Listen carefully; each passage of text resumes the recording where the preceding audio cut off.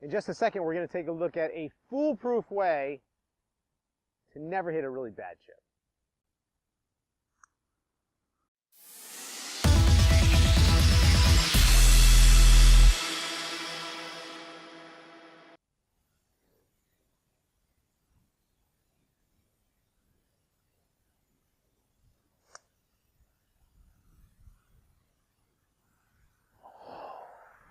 You get that?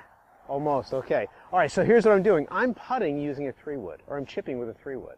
And the idea is, when we chip with a regular iron, we run the risk of hitting, little chunky shots, or little, thin shots, and having trouble with our distance. Okay, so here's an example. I'm sure we've all done some of this before.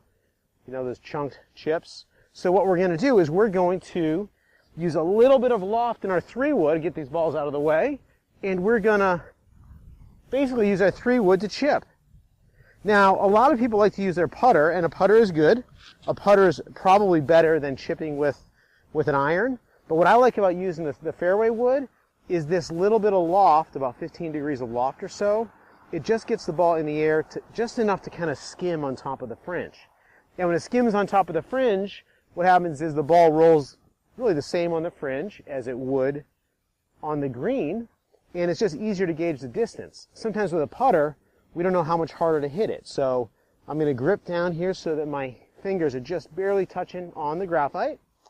And I'm going to go ahead and make a regular putting stroke and just think about knocking that ball right in the hole.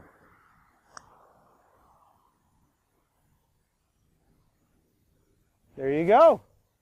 So get that 3-wood out. Start chipping with your 3-wood to lower those scores.